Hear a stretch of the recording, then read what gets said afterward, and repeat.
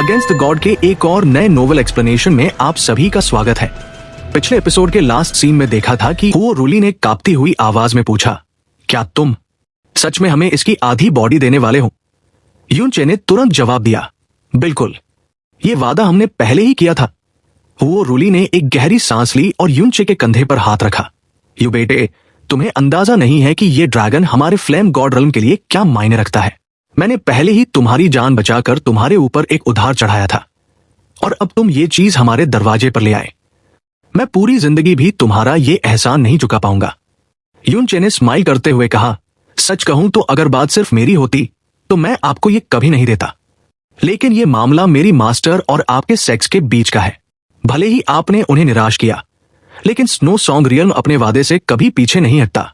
हुओ रूली ने सिर हिलाया और उस ड्रैगन की बॉडी को अपने कब्जे में ले लिया, ये वादा करते हुए कि वो अपना आधा हिस्सा लेने के बाद बाकी आधा स्नो सॉन्ग रियल्म को लौटा देगा। अब आगे। इसके बाद यूनचे का मूड थोड़ा सीरियस हो गया। उसने कहा, सेक्ट मास्टर हुओ, मैं आपके पास 3 वजहों से आया हूं। हुओ रूली तो अब यूनचे के लिए कुछ भी करने को तैयार था। उसने कहा, बोलो। मैं मना नहीं करूंगा। यूनचे ने ड्रैगन की लाश की तरफ इशारा किया। मेरी कल्टिवेशन अभी इतनी स्ट्रांग नहीं है कि मैं इस ड्रैगन की बॉडी को काट सकूं। मेरी मास्टर को इसका हार्ट चाहिए था। प्लीज आप मेरे लिए इस एंशिएंट हॉर्न ड्रैगन का हार्ट निकाल दीजिए। हुओ रूली ने बिना सवाल किए तुरंत अपनी पावर यूज की। ड्रैगन मरने के बाद अपनी डिफेंसिव पावर खो चुका था, इसलिए हुओ रूली ने आसानी से उसका पेट चीर दिया। उसने अपनी स्पिरिट परसेप्शन से स्कैन किया और ड्रैगन का हार्ट ढूंढ निकाला। उसने बहुत सावधानी से अपनी एनर्जी से उस हार्ट को सील किया ताकि ड्रैगन ब्लड बर्बाद ना हो, और फिर वो हार्ट निकालकर यूनचे की तरफ बढ़ा दिया। यूनचे ने उस ड्रैगन हार्ट को पकड़कर तुरंत अपने स्काई पॉइजन पर्ल में रख लिया। अब उसके पास आइस किलिन का सिंग और एंशिएंट हॉर्न ड्रैगन का हार्ट आ चुका था। अब उसे अपना टारगेट पूरा करने के लिए सिर्फ 3 चीजें और चाहिए थी, would spirit ऑर्ब, divine 9 star Buddha Z और इमॉर्टल एम्परर ग्रास। उसके पास प्रोफाउंड गॉड कन्वेंशन शुरू होने में सिर्फ 2 साल बचे थे और डिवाइन सोल रियल्म में प्रोग्रेस करना बहुत मुश्किल होने वाला था। यूनचे ने अपनी दूसरी रिक्वेस्ट सामने रखी, सेक्ट मास्टर हुओ, मैंने सुना है कि आप पिछले 1000 सालों में कई बार दरकिया रियल्म गए हैं वुड स्पिरिट ऑर्ब खरीदने के लिए। क्या वो डायमेंशनल फॉर्मेशन अभी भी काम कर रहा है? मुझे दरकिया रियल्म जाना है। हुओ रूली थोड़ा चौंक गया। उसने बताया कि वुड स्पिरिट ऑर्ब हासिल करना बहुत क्रूर काम है, क्योंकि इसके लिए वुड स्पिरिट्स का मर्डर करना पड़ता है और ये एटर्नल हेवन गॉड रियल्म के नियमों के खिलाफ है। हुओ रूली ने समझाया कि ये काम ब्लैक मार्केट में होता है और बहुत रिस्की है, लेकिन जब उसने देखा कि यूनचे अपनी जिद पर अड़ा है, तो उसने अपनी स्टोरेज रिंग से एक काला जेड और अपना सेक्ट मास्टर टोकन निकालकर यूनचे को दे दिया। उसने कहा, ये काला जेड वहां की अंडरग्राउंड मर्चेंट गिल्ड का VIP पास है, और अगर वो तुम्हें अंदर न आने दे तो मेरा ये टोकन दिखा देना। वो समझ जाएंगे कि तुम मेरे आदमी हो। यूनचे ने उन चीजों को रख लिया और फिर तीसरी और सबसे मुश्किल बात बोली। उसने कहा, सेक्ट मास्टर हो, मेरी आखिरी रिक्वेस्ट से आपको थोड़ी परेशानी हो सकती है। मुझे चाहिए कि आप मेरी मास्टर से झूठ बोले। वो रूली हक्का बक्का रह गया। झूठ? मुझसे झूठ बुलवाना चाहते हो? यूनचे ने एक्सप्लेन किया कि उसे स्नो सॉन्ग रियल्म छोड़कर जाना पड़ रहा है और वो नहीं चाहता कि उसकी मास्टर को पता चले कि वो कहां गया है। यूनचे ने कहा, बस उनसे कह दीजिएगा कि मैं नॉर्थ की तरफ गया हूं और गायब हो गया। प्लीज किसी को मत बताइएगा कि मैं दरकिया रियल्म गया हूं। हुओ रूली काफी देर चुप रहा। उसे समझ आ गया कि यूनचे अब स्नो सॉन्ग रियल्म छोड़ रहा है। उसने पूछा, क्यों? लेकिन यूनचे ने बताने से मना कर दिया। आखिरकार हुओ रूली ने हामी भर दी और उसे लेकर चुपचाप वहां से निकल गया ताकि कोई और उन्हें देख न ले। वो लोग एक पुराने छिपे हुए डायमेंशनल फॉर्मेशन के पास पहुंचे। हुओ रूली ने अपनी फायर से उस फॉर्मेशन को एक्टिव किया। उसने बताया, ये फॉर्मेशन तुम्हें सीधा दरकिया रियल्म के ऊपर कहीं रैंडम जगह पर फेंक देगा। ये 1 वे रास्ता है, वापस आने के लिए तुम्हें वहां दूसरा रास्ता ढूंढना होगा। यूनचे ने मन ही मन सोचा कि वो वैसे भी जल्दी वापस नहीं आने वाला। फॉर्मेशन में कदम रखने से ठीक पहले हुओ रूली ने उसे एक चमकता हुआ पत्थर दिया। यूनचे ने उसे तुरंत पहचान लिया। ये जेड ऑफ द 9 सन्स था, जिसे गोल्डन क्रो जेड भी कहते हैं। ये फ्लेम गॉड रल्म का सबसे कीमती एनर्जी स्टोन था। हुओ रूली ने कहा, तुम्हारे पास जो प्रोफाउंड आंख है वो अजीब है, तुम्हें इसकी जरूरत पड़ेगी। यूनचे ने वो गिफ्ट ले लिया। तभी हुओ रूली की आंखों में एक अजीब सी चमक आई और उसने यूनचे को रोककर एक बहुत भारी सवाल पूछा। यू बेटे, सच बताना, क्या तुम सच में गॉड बैरिंग इन्फर्नो प्रिजन के एकदम नीचे उसके तल तक पहुंच गए थे?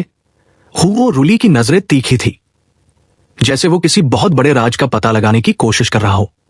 यूनचे पलटा, फॉर्मेशन के अंदर कदम रखा और बिना उसकी आंखों में देखे कहा, सेक्ट मास्टर हुओ, मैं आपसे झूठ नहीं बोलना चाहता, इसलिए प्लीज इस बात को यही भूल जाइए। यह जवाब अपने आप में हाँ था। हुओ रूली का दिमाग सन्न रह गया। जैसे ही उसे रियलाइज हुआ कि इसका मतलब क्या है, वो चिल्लाया, रुको, लेकिन तब तक बहुत देर हो चुकी थी। एक तेज रोशनी हुई और यूनचे वहां से गायब हो गया। हुओ रूली वहां अकेला खड़ा रह गया। उसका चेहरा पसीने से भीग गया था। उसने मन ही मन सोचा, अगर वो सच में वहां नीचे तक गया था तो इसका मतलब है कि फिर उसने खुद को समझाया कि यह सब न जानना ही बेहतर है। उसने गहरी सांस ली और सोचा, 20 साल की उम्र, गजब का टैलेंट, मेडिकल स्किल्स और वो हिम्मत। इस लड़के का फ्यूचर ऐसा होगा जिसकी हम कल्पना भी नहीं कर सकते। उधर यूनचे, जिसने अब स्नो सॉन्ग रियल्म और फ्लेम गॉड रियल्म दोनों को पीछे छोड़ दिया था, एक बिल्कुल नई और अनजान दुनिया दरकिया रियल्म की तरफ बढ़ रहा था। स्नो सॉन्ग रियल्म में वो सुरक्षित था। वहां सबसे ताकतवर मास्टर का हाथ उसके सिर पर था। लेकिन अब वो गॉड रियल्म के इस विशाल समुंदर में एक तिनके की तरह अकेला था। आगे क्या होगा ये कोई नहीं जानता था। कुछ समय के बाद का सीन दिखाया जाता है। यूनचे दरकिया रियल्म की कैपिटल यानी राजधानी दरकिया सिटी के ऊपर आसमान में खड़ा था। गॉड रियल्म बहुत बड़ा है। इसमें 40,000 स्टार रियल्म्स हैं और उनमें से 70% लोअर स्टार रियल्म्स हैं। वैसे तो ये रियल्म्स ताकत में कम होते हैं, लेकिन दरकिया रियल्म का सीन कुछ और ही था। ये पूरी ईस्टर्न डिवाइन रीजन में अपनी बिजनेस पावर के लिए फेमस था।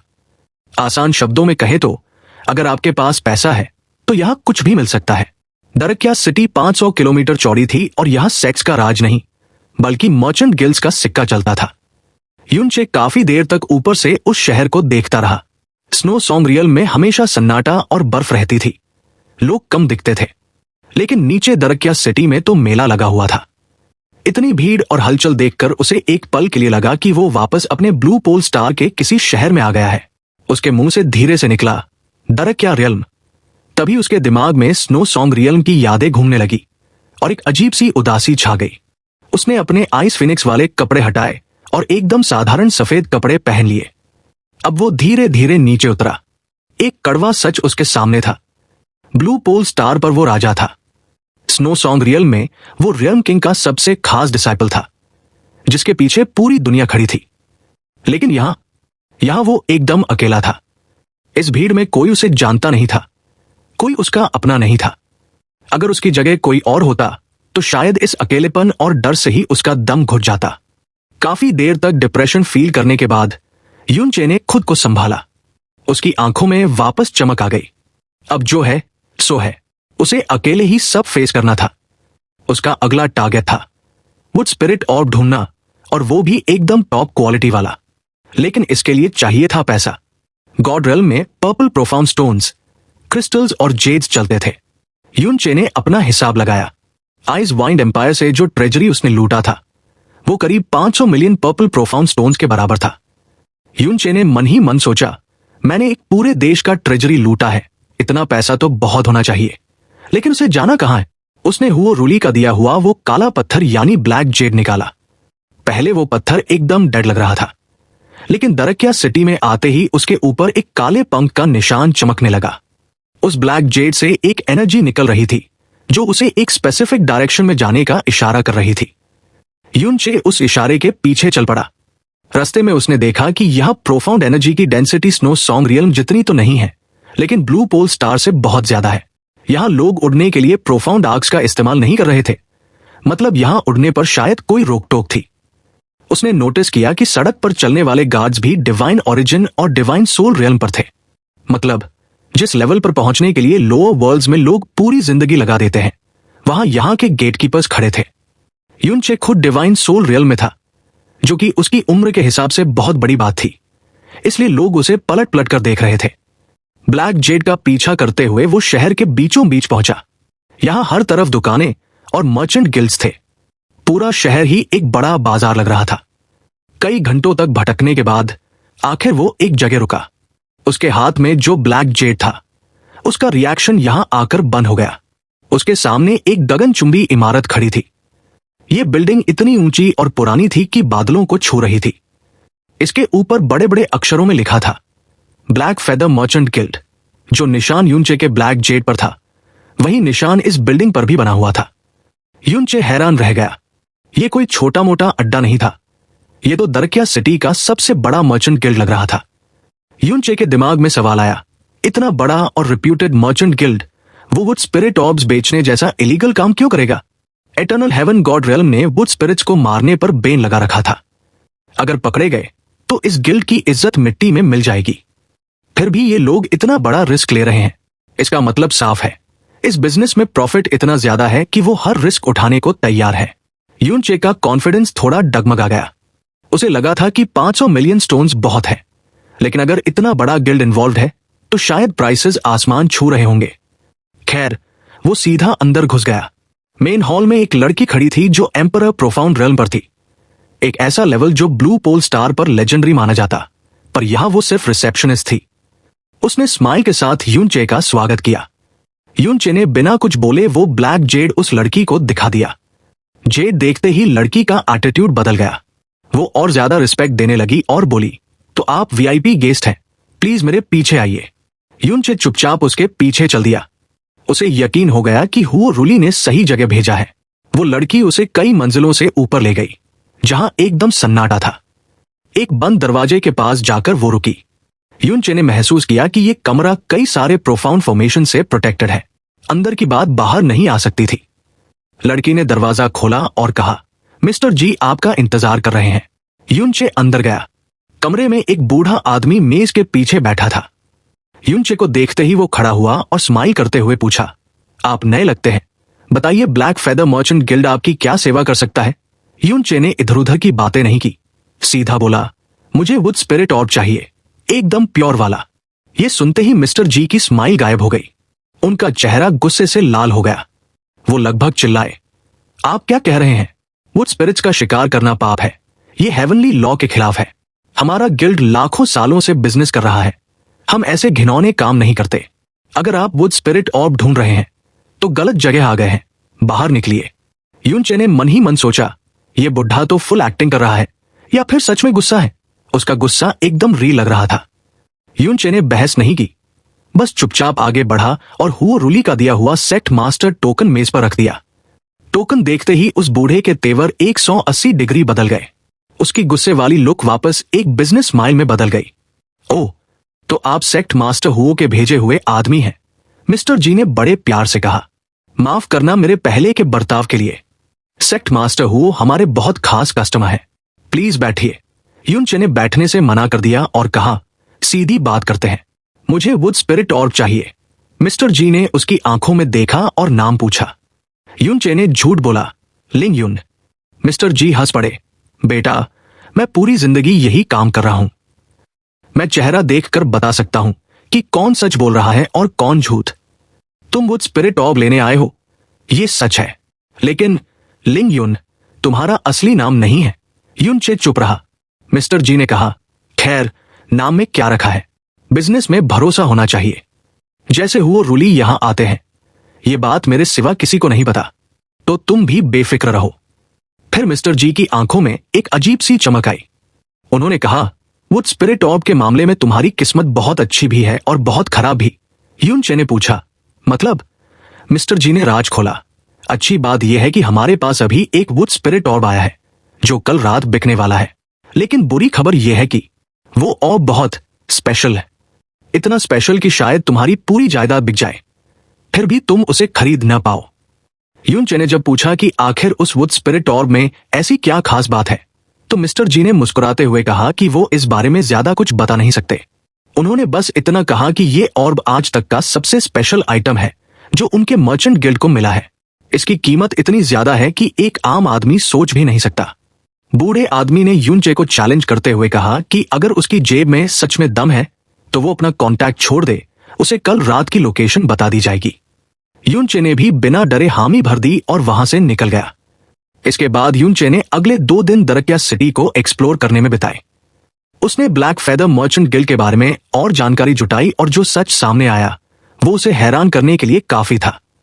उसे पता चला कि ये गिल्ड सिर्फ दरकिया रियल्म का सबसे बड़ा मर्चेंट गिल्ड ही नहीं था, बल्कि इनकी जड़ें 50,000 साल पुरानी थी। इनका नाम सिर्फ इस रियल्म में ही नहीं बल्कि आसपास के स्टार रियल्म्स में भी गूंजता था। सबसे बड़ी बात यह थी कि इस मर्चेंट गिल्ड के पीछे दरकिया रियल्म के ruling sect black soul divine sect का हाथ था, और उस सेक्ट का मास्टर खुद इस रियल्म का किंग था। युनचे का माथा ठनका कि जब इनके पास इतनी दौलत, पावर और रेपुटेशन है तो ये लोग अपनी जान जोखिम में डालकर ऐसा इलीगल अंडरग्राउंड ट्रेड क्यों चला रहे हैं? आखिर इनका असली मकसद क्या है? ये सवाल युनचे को अंदर ही अंदर खाए जा रहा था। खैर, वक्त बीतता गया और आखिर वो रात आ ही गई। मिस्टर जी के बताए वक्त पर युनचे को एक मैसेज मिला। इंस्ट्रक्शंस को फॉलो करते हुए वो सिटी के एक सुनसान इलाके में पहुंचा, जहां एक पुराना खंडहर हो चुका स्टोन टावर खड़ा था। वहां सिक्योरिटी इतनी टाइट थी कि उसे टावर के सबसे निचले हिस्से तक पहुंचने के लिए 4 अलग अलग चेक पॉइंट्स पार करने पड़े। वहां का माहौल इतना अंधेरा था कि हाथ को हाथ नहीं सूझ रहा था। काफी देर इंतजार करने के बाद सामने की दीवार खुली और एक खूबसूरत लड़की बाहर आई। उसने युनचे को ग्रीट किया और उसे एक गुप्त दरवाजे के जरिए और नीचे ले गई। युनचे को ऐसा लगा जैसे वो जमीन के सैकड़ों मीटर नीचे आ चुका है। तभी एक और प्रोफाउंड लाइट चमकी और वो ऑक्शन हॉल के अंदर दाखिल हुआ। दरवाजे के उस पार एक बड़ा सा स्टोन चेंबर था। वहां रोशनी जानबूझकर कम रखी गई थी ताकि माहौल में एक रहस्य बना रहे। युनचे ने देखा कि वहां सैकड़ों कुर्सियां लगी थी और काफी लोग पहले से ही अपनी जगह ले चुके थे। लेकिन अजीब बात यह थी कि किसी ने भी युनचे की तरफ ज्यादा ध्यान नहीं दिया। यहां आने वाला हर शख्स अपनी पहचान छुपाए हुए था। हॉल में करीब 200 लोग जमा थे। युनचे ने अपनी नजर दौड़ाई और महसूस किया कि वहां मौजूद ज्यादातर लोग दरकिया रियल्म के अमीर घरानों के यंग मास्टर्स थे। उनमें से 80% लोग डिवाइन सोल रियल्म पर थे और कुछ तो उस रियल्म के पीक पर भी पहुंच चुके थे। लेकिन राहत की बात यह थी कि वहां कोई भी पावरफुल एल्डर या एक्सपर्ट निगरानी नहीं कर रहा था। यह ब्लैक फेदर मर्चेंट गिल्ड का ही नियम था कि यहां गेस्ट अकेले ही आएंगे। तभी हॉल के दूसरे छोर पर जमीन से एक स्टोन प्लेटफॉर्म ऊपर उठा। एक गुप्त दरवाजा खुला और वहां से 2 लोग बाहर आए, जिनके पीछे 6 खूबसूरत लड़कियां थी। जो औरत आगे चल रही थी वो बला की खूबसूरत थी। उसने एक काली ड्रेस पहन रखी थी जो उसके मिस्ट्री और चार्म को और बढ़ा रही थी। उसका नाम जी रुयान था। उसके ठीक पीछे एक मिडिल एज्ड आदमी खड़ा था जिसका चेहरा पत्थर जैसा सख्त था। वो डिवाइन ट्रिब्यूलेशन रियल्म का एक्सपर्ट था, जिसका ऑरा इतना हैवी था कि हवा भी भारी लगने लगी थी। जी रुयान के आते ही वहां बैठे यंग मास्टर्स की आंखों में चमक आ गई। एक लड़के ने हंसते हुए कहा कि उसे उम्मीद नहीं थी कि खुद जी रुयान इस इवेंट को होस्ट करेगी। जी रुयान ने अपनी जादुई मुस्कान और मीठी बातों से सबका स्वागत किया और माहौल को हल्का कर दिया। उसने इशारा किया और ऑक्शन की पहली आइटम पेश की गई। एक मेड एक लंबा लकड़ी का बॉक्स लेकर आगे आई। जैसे ही जी रुयान ने उसका ढक्कन हटाया, पूरे हॉल में एक भयानक स्वॉर्ड एनर्जी का तूफान मच गया। वो एनर्जी इतनी तेज थी कि वहां बैठे कई स्वॉर्ड कल्टिवेटर्स अपनी सीटों से खड़े हो गए। जी रुयान ने बताया, क्या आपको 3 साल पहले हुआ वाइंड एंड विला का कत्लेआम याद है? हॉल में सन्नाटा छा गया। उसने कंफर्म किया कि ये तलवार उसी वाइंड एंड विला के खंडहरों से मिली है और इसे स्टोन और स्टार से बनाया गया है। चूंकि वाइंड एंड विला एक ही रात में तबाह हो गया था, उनकी बनाई तलवारें अब दुनिया में नायाब हो चुकी हैं। इस तलवार की बोली 2.8 मिलियन पर्पल प्रोफाउंड स्टोन से शुरू हुई। देखते ही देखते वहां मौजूद यंग मास्टर्स के बीच ईगो की लड़ाई शुरू हो गई। हर कोई उस तलवार को अपनी कलेक्शन में शामिल करना चाहता था। बोलियां आसमान छूने लगी और आखिरकार एक यंग मास्टर ने 8 मिलियन पर्पल प्रोफाउंड स्टोन्स देकर उस तलवार को खरीद लिया। यह सब देखकर युनचे ने राहत की सांस ली। उसे लगा था कि उस मिस्टीरियस वुड स्पिरिट ऑर्ब की कीमत बहुत ज्यादा होगी, लेकिन अगर एक लेजेंडरी तलवार 8 मिलियन में बिकी है तो वुड स्पिरिट ऑर्ब हद से हद इसका 10 गुना होगा, यानी 80 मिलियन। युनचे के पास आइस वाइंड एम्पायर की ट्रेजरी से लूटे हुए 500 मिलियन पर्पल प्रोफाउंड स्टोन्स थे। मतलब साफ था, वो आसानी से उस ऑर्ब को खरीद सकता था। उसका कॉन्फिडेंस वापस लौट आया। लेकिन तभी जी रुयान ने अगली आइटम पेश की। उसने रहस्यमयी अंदाज में कहा कि अगली चीज तलवार से भी ज्यादा दिलचस्प है। उसके इशारे पर प्लेटफॉर्म के पास एक सीलिंग फॉर्मेशन ऊपर उठा। जब रोशनी हटी तो वहां का नजारा देखकर युनचे के होश उड़ गए। फॉर्मेशन के अंदर एक पिंजरे में एक इंसान कैद था। एक दुबली पतली लड़की जिसके बाल बिखरे हुए थे और कपड़े फटे हुए थे। वो बुरी तरह कांप रही थी और अपनी पहचान छुपाने के लिए बालों से चेहरा ढक रही थी। उसे देखकर साफ लग रहा था कि उस पर बहुत जुल्म किए गए हैं। यूनचे का खून खौल उठा। ये लोग ह्यूमन ट्रैफिकिंग भी करते हैं। हॉल में बैठे लोग शांत थे क्योंकि वो लड़की दिखने में बहुत साधारण और गंदी लग रही थी।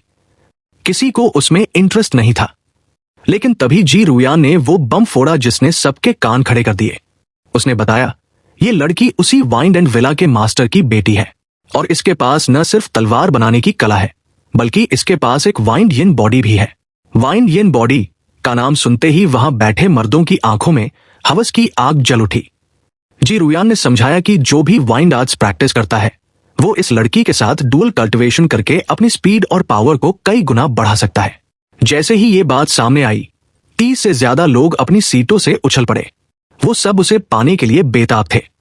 जी रुयान ने मुस्कुराते हुए कहा, बदकिस्मती से ये अपनी पवित्रता यानी वाइटल यिन खो चुकी है, इसलिए इसकी कीमत हम कम रख रहे हैं, सिर्फ 8 मिलियन पर्पल प्रोफाउंड स्टोन्स।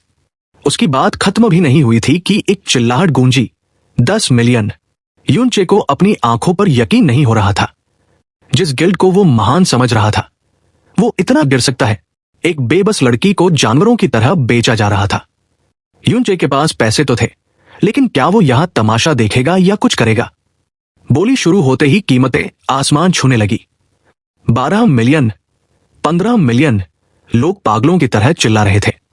तभी एक भारी आवाज आई, 20 मिलियन। ये आवाज ब्लैक फेदर मर्चेंट गिल्ड में गूंज उठी। वहां बैठे अमीर कल्टिवेटर्स को सिर्फ एक ही चीज से मतलब था और वो है उस लड़की की वाइंड यिन बॉडी। यूनचे अपनी जगह पर शांति से बैठा था, लेकिन उसकी भौहें सिकुड़ी हुई थी। उसने अपनी स्पिरिचुअल कॉन्शियसनेस के जरिए पूरे हॉल को स्कैन किया और हैरान रह गया। वहां मौजूद किसी भी इंसान के चेहरे पर उस लड़की के लिए जरा सा भी दुख नहीं था, जैसे उनके लिए यह सब देखना एकदम नॉर्मल बात हो। यह जगह यूनचे की सोच से भी ज्यादा काली और गंदी थी। सोचने वाली बात तो यह थी कि वो लड़की किसी सेक्ट की प्रिंसेस हुआ करती थी, लेकिन एक ही रात में सब खत्म हो गया और आज वो एक मर्चेंडाइज की तरह बेची जा रही थी। यूनचे का दिल तो किया कि बीच में कूद पड़े, लेकिन वो जानता था कि ये लोअर रियल्म नहीं है। यहां उसका हीरो बनना बेवकूफी होगी। आखिरकार बोली 43 मिलियन पर्पल प्रोफाउंड स्टोन्स पर जाकर रुकी। अगली रो में बैठे एक यंग मास्टर ने उसे खरीद लिया। जैसे ही उसने पैसे दिए और उस लड़की को अपनी बाहों में भरा, यूनचे ने एक गहरी सांस ली। वो सिर्फ दुआ कर सकता था कि खरीदने वाला इंसान जानवर न निकले, वरना उस लड़की की जिंदगी नर्क से भी बदतर हो जाएगी। स्टेज पर खड़ी जी रुयान ने अपनी कातिल मुस्कान बिखेरी और उस यंग मास्टर को बधाई दी। उसने बातों बातों में हिंट दिया कि अगर वो उस लड़की के साथ सही तरीके से डुअल कल्टिवेशन करेगा तो उसे बहुत फायदा होगा। तभी अचानक भीड़ के बीच से एक कड़कती हुई आवाज आई, मिस रुयान। ये आवाज किसी और की नहीं बल्कि यिंग युशान की थी। वो ब्लैक टर्सल आइलैंड का सबसे छोटा पोता था और उसका सेक्ट पूरे दरकिया रियल्म में तीसरे नंबर पर आता था। उसकी बॉडी से निकलने वाला ऑरा बता रहा था कि वो डिवाइन सोल रियल्म के पीक पर है और बस एक कदम दूर है डिवाइन ट्रिब्यूलेशन रियल्म से।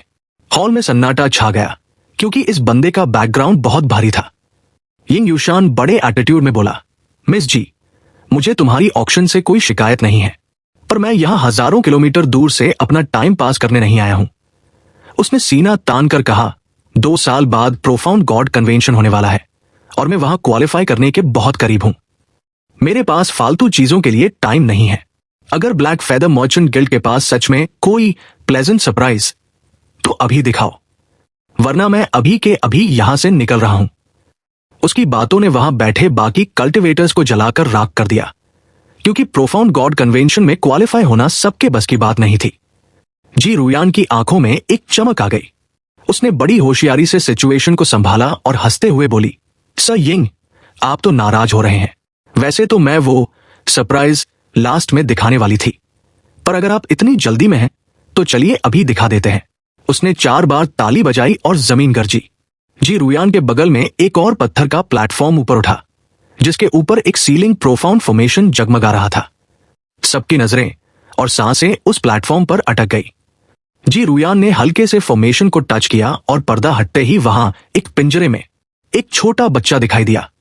यूनचे ने गौर से देखा। वो बच्चा मुश्किल से 10 साल का होगा। उसके बाल हरे थे, उसकी स्किन सफेद चमक रही थी और जब उसने चेहरा घुमाया तो उसकी आंखें हरे रंग की क्रिस्टल जैसी लग रही थी। युनचे का दिमाग सन्न रह गया। ये हुलिया, ये ऑरा, ये तो बिल्कुल लेजेंड्स में बताए गए वुड स्पिरिट जैसा था। क्या ये सच में एक वुड स्पिरिट है? उस बच्चे की आंखों में इतना डर भरा था कि कोई पत्थर दिल भी पिघल जाए, लेकिन साथ ही साथ उन आंखों में इंसानों के लिए गहरी नफरत भी छिपी थी। युनचे को वुड स्पिरिट ऑर्ब की सख्त जरूरत थी, पर उसने सपने में भी नहीं सोचा था कि उसका सामना एक जिंदा वुड स्पिरिट बच्चे से होगा। लेकिन यिंग युशान जोर से हंसा। वुड स्पिरिट, बस यही है तुम्हारा सरप्राइज, उसने ताना मारते हुए कहा। माना कि ये रेयर है, पर इतने भी नहीं कि इनके लिए इतना ड्रामा किया जाए। अगर पैसे फेंको तो ये कहीं भी मिल जाते हैं। मिस रुयान, क्या आप हमारे साथ मजाक कर रही हैं? युनचे ने अपनी मुट्ठियां भींच ली। अगर ये सिर्फ एक ऑर्ब होता तो वो कोई भी कीमत देने को तैयार था, पर एक जिंदा बच्चे को मारकर उसका ऑर्ब निकालना, ये ख्याल ही उसे अंदर से खाए जा रहा था। जी रुयान ने यिंग युशान की बात सुनकर एक रहस्यमय मुस्कान दी। उसने कहा, जल्दबाजी मत कीजिए सर यिंग। अगर ये साधारण वुड स्पिरिट होता तो मैं आप सभी एक्सपर्ट को यहां बुलाने की हिम्मत कभी नहीं करती। वो पिंजरे के पास गई और अपनी उंगली से हल्की सी एनर्जी उस बच्चे के माथे पर लगाई। पलक झपकते ही उस बच्चे के माथे पर एक हरा निशान चमक उठा, और जैसे ही वो निशान चमका, पूरा स्टोन चेम्बर वाह की आवाज से गूंज उठा, जैसे वहां कोई बहुत बड़ा धमाका हुआ हो। आरोगेंट यिंग युशान की भी हालत खराब हो गई। वो अपनी कुर्सी से उछल पड़ा और चीखा, ये तो एक रॉयल मेंबर है वुड स्पिरिट रेस का। युनचे को पहले समझ नहीं आया, पर जी रुयान ने खुलासा किया, बिल्कुल सही, ये कोई आम वुड स्पिरिट नहीं, बल्कि एक रॉयल वुड स्पिरिट है। आखिरी बार इन्हें 2000 साल पहले देखा गया था। हॉल में ऐसी खामोशी छा गई कि सुई गिरने की आवाज भी सुनाई दे। रॉयल वुड स्पिरिट का मतलब था नेचर की सबसे प्योर पावर का ट्रेजर। जी रुयान ने आग में घी डालते हुए बताया, इसका वुड स्पिरिट ऑर्ब एक काम ऑर्ब से हजारों गुना बेहतर है। अगर ये खुद को मार भी ले और ऑर्ब का 80% हिस्सा खराब हो जाए, तब भी बचा हुआ हिस्सा दुनिया के किसी भी ट्रेजर से ज्यादा कीमती होगा। ये सुनते ही युनचे का चेहरा बदल गया। उसे जैस्मिन को बचाने के लिए एक ऐसे वुड स्पिरिट ऑर्ब की जरूरत थी जिसमें कम से कम 70% एनर्जी बची हो। लेकिन एक रॉयल वुड स्पिरिट का ऑर्ब तो डैमेज्ड हालत में भी उसकी रिक्वायरमेंट से कहीं ज्यादा पावरफुल होगा। मतलब साफ था, यह बच्चा युनचे के लिए एक लौता रास्ता था। जी रुयान ने आगे कहा, इसके ऑर्ब की मदद से किसी भी लेवल की मेडिसिन बनाई जा सकती है बिना फेल हुए। जो डिवाइन किंग रेल्म से नीचे फंसा है, उसका बॉटलनेक चुटकियों में टूट सकता है। और सबसे बड़ी बात, ये किसी की भी उम्र हजारों साल बढ़ा सकता है। पिंजरे में बंद वो बच्चा कांप रहा था। वो जानता था कि उसके लिए भागने का कोई रास्ता नहीं है। आमतौर पर वुड स्पिरिट पकड़े जाने पर खुद को खत्म कर लेते हैं, पर यह बच्चा रॉयल लिनिएज का आखिरी वारिस था। अगर यह मर गया तो पूरी रॉयल रेस खत्म हो जाएगी। इसलिए तमाम बेइज्जती और डर के बाद भी वो जिंदा रहने की कोशिश कर रहा था। जी रुयान ने भीड़ को देखा और बोली, अपर स्टार रियल्म्स में इसकी कीमत 10 बिलियन से भी ज्यादा होती, पर हम रिस्क नहीं ले सकते, इसलिए आज ये मौका आपके पास है। यिंग युशान का सब्र का बांध टूट गया। उसने दहाड़ते हुए कहा, मिस रुयान, बोली शुरू करो जल्दी। उसे अपना ब्रेक थ्रू चाहिए था। अगर ये बच्चा उसे मिल गया तो उसका फ्यूचर सेट था। जी रुयान ने अपनी आंखें सिकोड़ी और बड़ी अदा से बोली, इस रॉयल वुड स्पिरिट की शुरुआती कीमत है 100 मिलियन पर्पल प्रोफाउंड स्टोन्स। ये रकम इतनी बड़ी थी कि अच्छे अच्छों के पसीने छूट जाए, लेकिन रॉयल वुड स्पिरिट के सामने ये कुछ भी नहीं था। यिंग युशान चिल्लाया, रुको, उसके पास अभी इतना कैश नहीं था। मिस रुयान, मुझे बस 10 सांसों का टाइम दो, मैं अपने आदमियों से और पैसे मंगाता हूं। जी रुयान ने साफ इनकार कर दिया, rules are rules sir Ying. अगर खबर बाहर गई तो हम सब मुसीबत में आ जाएंगे। जो पैसा पास है उसी से बात बनेगी। यिंग युशान का चेहरा उतर गया। उसके पास बहुत पैसा था, पर 100 मिलियन से ऊपर की बोली लगाना उसके लिए भी मुश्किल हो रहा था। हॉल में सन्नाटा था, कोई भी आगे नहीं आ रहा था। तभी कोने से एक शांत लेकिन दमदार आवाज आई जिसने सबको चौंका दिया, 200 मिलियन। सबने मुड़कर देखा। ये युनचे था। उसने पहली ही बार में कीमत सीधे डबल कर दी थी। 100 मिलियन का जंप। लोग हक्के बक्के रह गए। यिंग युशान ने दांत पीसते हुए युनचे को घूरा और अपनी आखिरी हद पार करते हुए बोला, 210 मिलियन। उसके पास कुल मिलाकर बस 260 मिलियन ही थे। युनचे के चेहरे पर कोई शिकन नहीं थी। उसने तुरंत जवाब दिया, 300 मिलियन। पूरे हॉल में जैसे भूचाल आ गया। 100 से 100 मिलियन का इंक्रीज।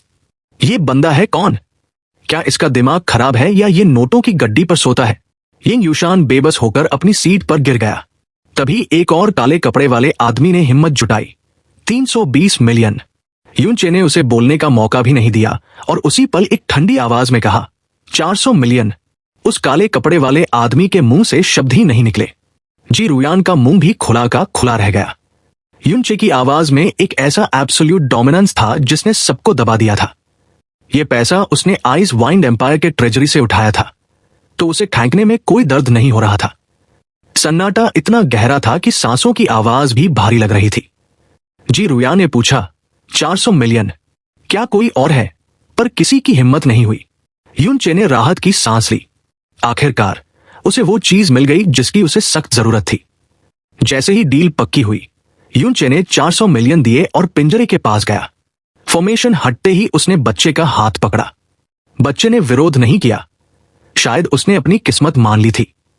जी रुयान ने जाते जाते कहा, सर, संभल कर रहना। ये ट्रेजर बहुतों की आंखों में चुभेगा।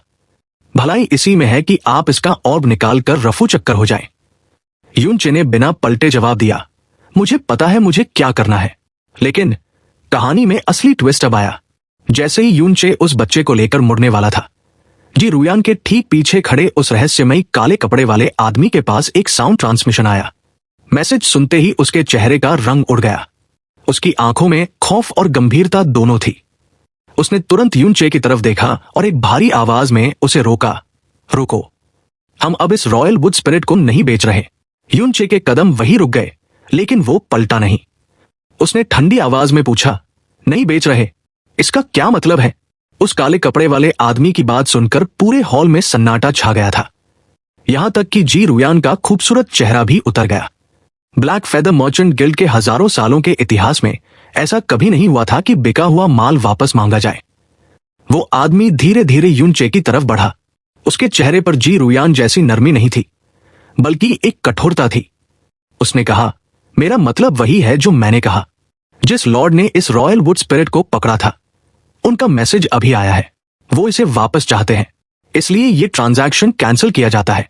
हमें खेद है, लेकिन आपके सारे पर्पल प्रोफाउंड स्टोन्स एक एक करके लौटा दिए जाएंगे। कहने को तो वो माफी मांग रहा था, लेकिन उसका टोन ऐसा था जैसे वो हुक्म दे रहा हो जिसे टालना नामुमकिन है। जी रुयान घबराकर बीच में आई। ब्लैक फेदर ने आज तक अपना बेचा हुआ सामान वापस नहीं लिया। आखिर हुआ क्या है? उस आदमी ने जी रुयान को एक तीखी नजर से देखा और उसे एक सीक्रेट साउंड ट्रांसमिशन भेजा। पता नहीं उसने क्या सुना, पर जी रुयान का चेहरा ऐसे सफेद पड़ गया जैसे उसने कोई भूत देख लिया हो। वो डर के मारे एक कदम पीछे हट गई। तभी यूनचे को महसूस हुआ कि उसके हाथ में मौजूद वो वुड स्पिरिट बच्चा बुरी तरह कांप रहा है। वो डर के मारे यूनचे के कपड़ों को कसकर पकड़ रहा था और उसके पीछे छिपने की कोशिश कर रहा था। उसे डर था कि कहीं यूनचे उसे वापस न लौटा दे। यूनचे घूमा और सीधे उस आदमी की आंखों में देखते हुए बोला, तो क्या ब्लैक फेदर मर्चेंट गिल्ड ऐसे काम करता है? जी रुयान ने तुरंत हालात संभालने की कोशिश की, हालांकि उसकी आंखों में डर साफ दिख रहा था। सर, हमारा गिल्ड अपने उसूलों के लिए जाना जाता है। ऐसा पहले कभी नहीं हुआ, लेकिन यह सिचुएशन बहुत अलग है। अगर आप इसे वापस कर दें तो हम आपके 400 मिलियन तो लौटाएंगे ही, साथ में माफी के तौर पर 50 million purple profound stones extra देंगे। पूरे हॉल में एक गहरी सांस लेने की आवाज गूंज गई। सिर्फ माफी के तौर पर 50 मिलियन, यह बहुत बड़ी रकम थी। लेकिन यूनचे हंसा, एक बहुत ही ठंडी हंसी, और बोला, माफी? एक मर्चेंट गिल्ड जो अंडरग्राउंड काला धंधा चलाता है, वो उसूलों की बात कर रहा है। यूनचे ने जी रुयान को भी नहीं बख्शा, जिससे वो शर्म से पानी पानी हो गई। फिर यूनचे ने उस काले कपड़े वाले आदमी से कहा, तुम शायद कुछ गलत समझ रहे हो। मैंने पैसे दे दिए हैं, रसीद कट चुकी है। अब ये रॉयल वुड स्पिरिट मेरा है और वो 400 मिलियन तुम्हारे। अब इसका तुम्हारे गिल्ड से कोई लेना देना नहीं है। वापस लेना?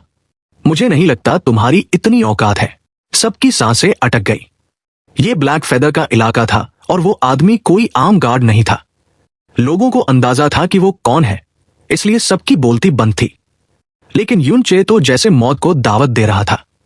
वो आदमी हंसते हुए बोला, जवान लड़के, ज्यादा जोश अच्छा नहीं होता। माना कि डील हो चुकी है, लेकिन जो लोग इसे वापस मांग रहे हैं उन्हें न तुम नाराज कर सकते हो न मैं। भलाई इसी में है कि चुपचाप इसे लौटा दो, वरना अंजाम बहुत बुरा होगा। उसे लगा कि यूनचे के पास इतना पैसा है तो जरूर उसका कोई बड़ा बैक होगा, इसलिए वो सीधे पंगा नहीं लेना चाहता था। उसे क्या पता था कि यूनचे यहां एकदम अकेला है। तभी जी रुयान ने यूनचे को साउंड ट्रांसमिशन भेजा। उसकी आवाज में मिन्नत थी। सर लिंग यून, प्लीज इसे लौटा दीजिए। मामला आपकी सोच से ज्यादा गंभीर है। इसमें एक अपर स्टार रियल्म इन्वॉल्व है। अगर आपने मना किया तो ये आदमी आपको जान से मार देगा। अपर स्टार रियल्म का नाम सुनकर कोई भी रियल्म किंग तक काम जाए। लेकिन यूनचे, उसने जी रुयान की चेतावनी को अनसुना कर दिया और हंसते हुए बोला, ये अब मेरा है। अगर मैं न दूं तो तुम मेरा क्या बिगाड़ लोगे? उस आदमी का चेहरा अब पूरी तरह पत्थर जैसा हो गया। उसने कहा, लगता है तुम लातों के भूत हो, बातों से नहीं मानोगे। और अचानक एक काले तूफान की तरह वो आदमी यूनचे पर झपटा। सब्सक्राइब, वीडियो को लाइक और हाइप कर दो। साथ ही ऐसे ही रेगुलर वीडियोस के लिए आप मेंबरशिप ले सकते हैं। फर्क नहीं पड़ता आप कौन सी मेंबरशिप ले रहे हैं। कम लेवल वाली भी अगर आप मेंबरशिप लेते हैं तो इससे मेरी बहुत हेल्प हो जाएगी। इससे मुझे मोटिवेशन मिलेगा। साथ ही फ्यूचर में ऐसे ही और कमाल के वीडियोस आते रहेंगे। हमें सपोर्ट करने के लिए आप सभी को दिल से शुक्रिया।